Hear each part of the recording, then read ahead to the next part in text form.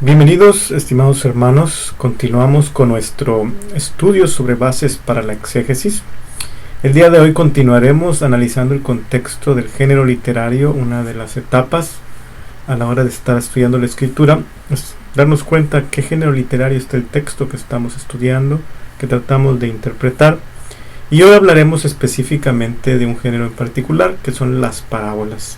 La Biblia nos enseña, podemos ver en ella que Jesús enseñó a través de parábolas. ¿Qué es una parábola? Las parábolas que se mencionan en la Biblia, o cuando se habla y se refiere a parábolas, vamos a ver que no todas son iguales, no son del mismo tipo. Hay algunas que son parábolas propiamente hablando, ahorita veremos la definición, y hay otros que son símil o metáfora. Estos son los tipos de escritos que hay a los que se refiere la Biblia como parábolas en los evangelios. Vamos a ver sus diferencias, y ciertamente algunas pueden funcionar o funcionan como parábolas, aunque hay sus diferencias. Vamos a estudiar primero que nada qué es un símil. Cuando se hace una comparación formal entre dos objetos buscando impresionar la mente con algún parecido o semejanza, la figura se llama símil. Esto es una comparación. Un símil es una comparación, y es una comparación formal. Utiliza palabras que nos dejan ver que estamos hablando de una comparación. Por ejemplo, ahí hay un texto en el Salmo 102:6 que dice: soy semejante al pelícano del desierto, soy como el búho de las soledades, velo y soy como el pájaro solitario sobre el tejado. Vean que hay unas palabras en particular que nos dejan ver que lo que el autor está hablando es una comparación. Él se está comparando con algo. Esas palabras que nos muestran esta comparación están aquí. Soy semejante, está diciendo yo me asemejo a algo en particular. Yo soy como el pájaro solitario. Entonces, claramente hay una comparación. De una manera explícita se nota que esta es una comparación, y a esta comparación formal, que es evidente con estas palabras incluso, se le conoce como símil. No es otra cosa más que una comparación formal. Existe también lo que se conoce como metáfora.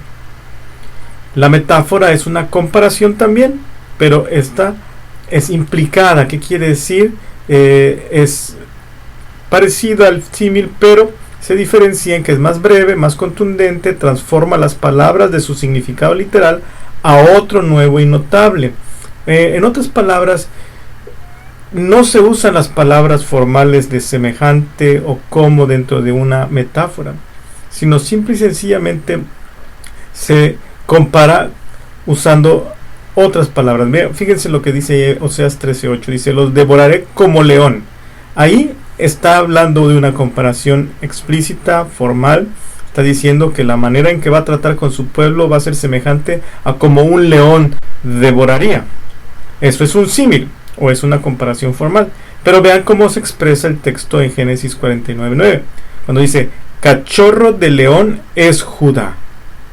Aquí no se ven las palabras semejante o como, no se aprecia una comparación formal, mas sin embargo también es una comparación. Está comparando a Judá, a la tribu de Judá, la está comparando con el vigor, la fortaleza de un cachorro de león. Esta comparación implícita, no formal, digámoslo así, porque no utiliza esas palabras que nos ayudan a ver que es una comparación, es una metáfora. Se conoce como una metáfora.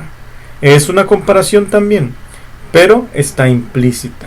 Está utilizando las palabras cachorro de león, es Judá, de manera que podamos comparar a la tribu de Judá con un cachorro de león, ¿verdad?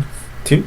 Pero no se distingue en su forma explícita o formal la comparación, ¿sí? Estas son las diferencias entre símil y metáfora. Y la parábola en particular, los símiles y las metáforas son considerados en el Nuevo Testamento parábolas, y pueden ser usadas como parábolas siempre y cuando de lo que esté hablando sean cuestiones de uso cotidiano que estén al alcance de los oyentes, que los oyentes puedan identificar con claridad como parte de sus vivencias o experiencias. Porque una parábola, propiamente hablando, es, según Gordon Fee, una historia pura, sencilla, de principio a fin. Ahí sería ya una historia, tiene una pequeña trama, a lo mejor esa historia. El término, dice Terry, de parábola se deriva del griego parábola o parabolema, bien dicho, que significa arrojar o colocar al lado de, y lleva la idea de colocar una cosa al lado de otra con el objeto de comparar. En este caso, una parábola es una historia que narra, que se pone al lado de alguna situación en particular para que veamos las semejanzas que habría entre una y otra, ¿no? Una situación es comparada con la historia, y obviamente hay que identificar en qué puntos hay ahí referencias, ¿verdad? Coincidencias, ¿no? Entre esas dos comparativas, ¿no? De la historia y de la situación con la que es colocada a un lado la parábola, ¿sí? Las parábolas funcionan como un medio para obtener una reacción de parte del oyente. Esa es la función principal de la parábola.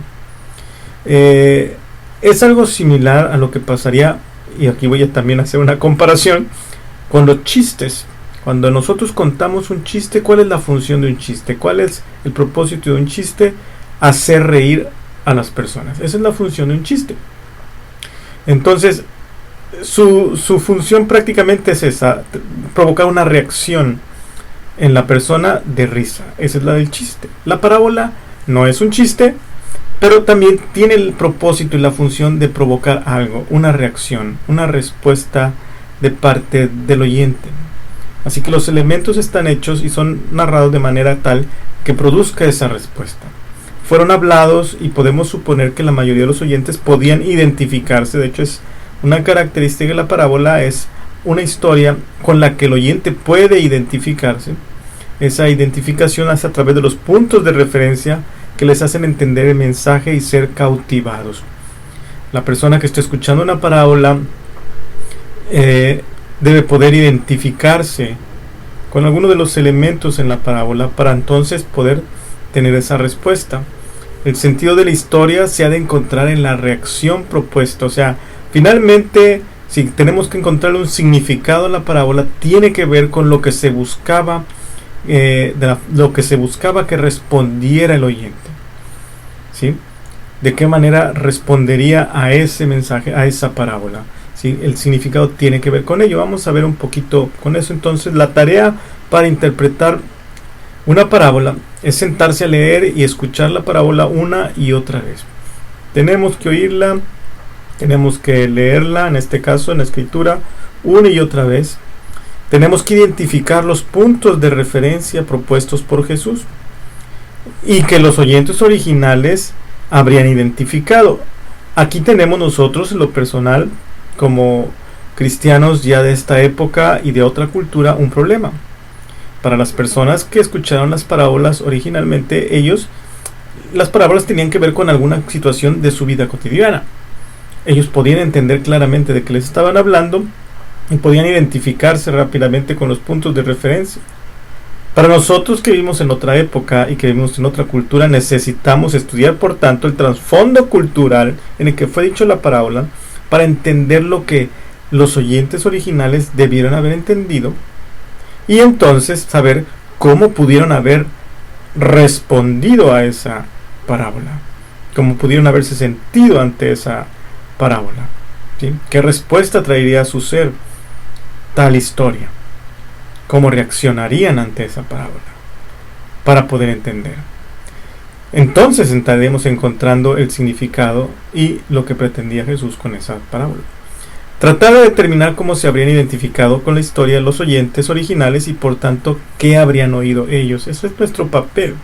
Nuestro papel no es qué cosas queremos oír nosotros de esa parábola o justificar, sino qué habrían oído, qué habrán entendido los oyentes originales. Y para eso tenemos que comprender el contexto histórico y cultural, porque tenemos que saber qué es con lo que ellos se hubieran identificado en la parábola. Vamos a ver un ejemplo, por ejemplo, Lucas 7, 36 al 50. Voy a darle lectura a este pasaje de Lucas, capítulo 7, versículos 36 al 50, es un momento en la vida del Señor Jesucristo, en el ministerio del Señor Jesús, algo conocido, ¿verdad? Que dice así, y voy a leerlo, dice: uno de los fariseos rogó a Jesús que comiese con él, y habiendo entrado en casa del fariseo se sentó a la mesa. Entonces una mujer de la ciudad, que era pecadora, al saber que Jesús estaba a la mesa en casa del fariseo, trajo un frasco de alabastro con perfume, y estando detrás de él a sus pies llorando, comenzó a regar con lágrimas sus pies, y los enjugaba con sus cabellos, y besaba sus pies, y los ungía con el perfume. Cuando vio esto el fariseo que le había convidado, dijo para sí: este, si fuera profeta, conocería quién y qué clase de mujer es la que le toca, que es pecadora. Entonces respondiendo Jesús le dijo: Simón, una cosa tengo que decirte. Y él le dijo: di, maestro. Un acreedor tenía 2 deudores, y el uno le debía 500 denarios y el otro 50. Y no teniendo ellos con qué pagar, perdonó a ambos. Di pues, ¿cuál de ellos le amará más? Respondiendo Simón dijo: pienso que aquel a quien perdonó más. Y él le dijo: rectamente has juzgado. Y vuelto a la mujer, dijo a Simón: ¿ves esta mujer? Entré en tu casa y no me diste agua para mis pies, mas ésta ha regado mis pies con lágrimas y los ha enjugado con sus cabellos. No me diste beso, mas ésta desde que entré no ha cesado de besar mis pies. No ungiste mi cabeza con aceite, mas ésta ha ungido con perfume mis pies. Por lo cual te digo que sus muchos pecados le son perdonados, porque amó mucho, mas aquel a quien se le perdona poco, poco ama. Y a ella le dijo: tus pecados te son perdonados. Y los que estaban juntamente sentados a la mesa comenzaron a decir entre sí: ¿quién es este que también perdona pecados? Pero él dijo a la mujer: tu fe te ha salvado, ve en paz. Fíjense, no todo este pasaje es una parábola, pero Jesús cuenta una historia aquí en medio de este pasaje y de este suceso, que esa es la parte que es la parábola. ¿Dónde está? La parábola en los versículos 40 en adelante dice: entonces respondiendo Jesús le dijo: Simón, una cosa te tengo que decirte. Y él dijo: di, maestro. Un acreedor, y empieza a contar la parábola. Un acreedor tenía 2 deudores. Esta pequeña historia sencilla, que va a estar situado, que está colocada paralela a esta situación que está viviendo Jesús con este fariseo. Dice: un acreedor tenía 2 deudores, el uno le debía 500 denarios y el otro 50. Y no teniendo ellos con qué pagar, perdonó a ambos. Aquí está la parábola. Y ahí viene la pregunta: di pues, ¿cuál de ellos le amará más? Ya Simón responde y continúa el momento que está viviendo. ¿Cuál es el contexto aquí que estamos viendo de cuando Jesús cuenta esta parábola? Hay que analizar ese contexto. Este fariseo dice que rogó a Jesús que viniera a comer a él, mas sin embargo, cuando lo invitó, no le lavaron los pies, no lo besó. En realidad, este fariseo no confiaba en Jesucristo, ni lo estimaba. Ahí se ve, dice, si este fuera realmente profeta, sabría qué mujer es está con sus dudas. Realmente humilló a Jesucristo, porque lo que se hubiera esperado es que lo hubieran atendido lavándole los pies. El siervo de la casa hubiera venido a lavar los pies, pero él no tuvo esa cortesía con Jesús. Estaba humillando a Jesús cuando llega esta mujer. ¿Cuáles serían los puntos de referencia entonces con respecto a la historia que cuenta Jesús, que es la parábola? Ahí tenemos a un acreedor, ¿verdad? ¿Y qué es lo que Jesús pretendía con esta parábola? Bueno, vamos a ver eso ahorita en este lugar. Dice, tenemos ahí en la parábola que contó Jesús, tenemos un acreedor y tenemos 2 deudores. ¿Sí?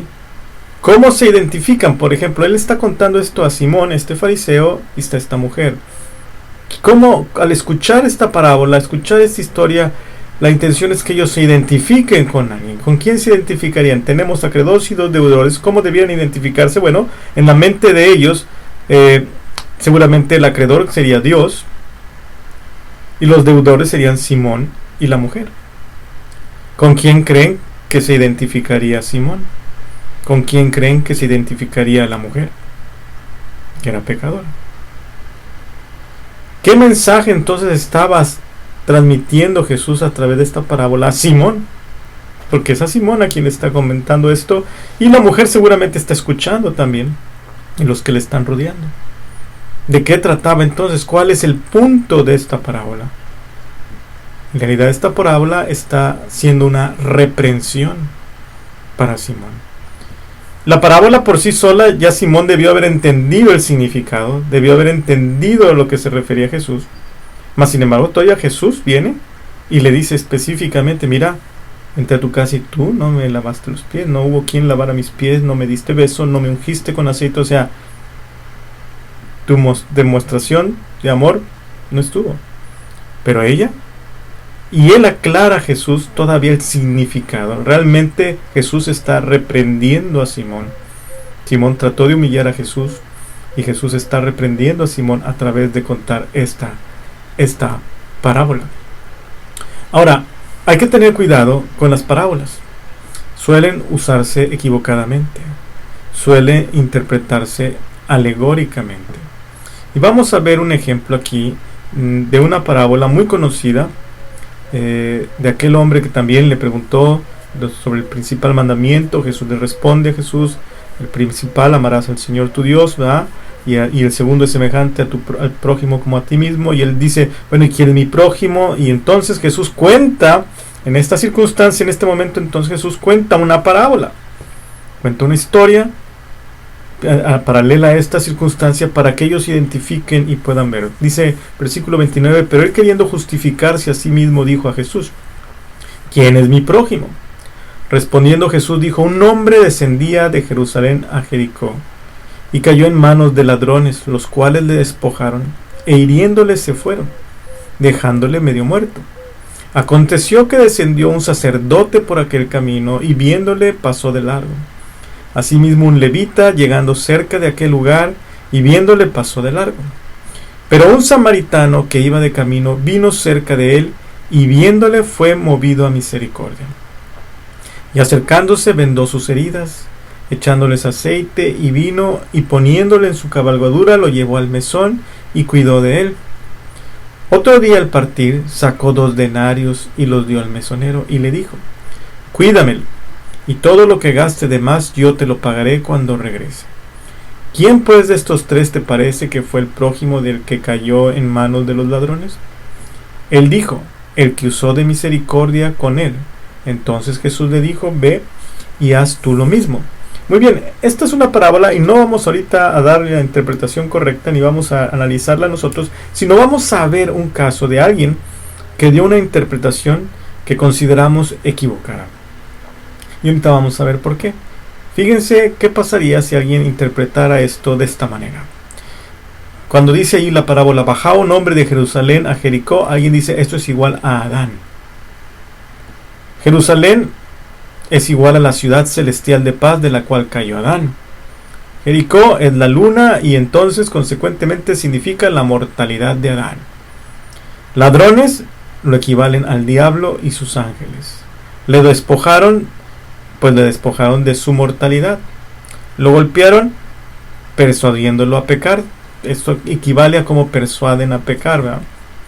Dejándolo medio muerto, eso equivaldría, según esta persona, como hombre sigue viviendo, pero muere espiritualmente, por lo tanto está medio muerto.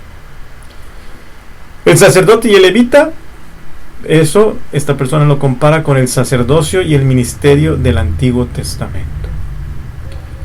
Esta es una manera en que alguien, y continúa poniendo: el samaritano sería, que significa guardián, y allí le encuentra un significado, por lo tanto quiere decir el propio Cristo. Le curó las heridas, poner freno al pecado. Aceite lo equivale a esta persona. Fíjense cómo cada parte de la historia empiezan a buscarle un significado.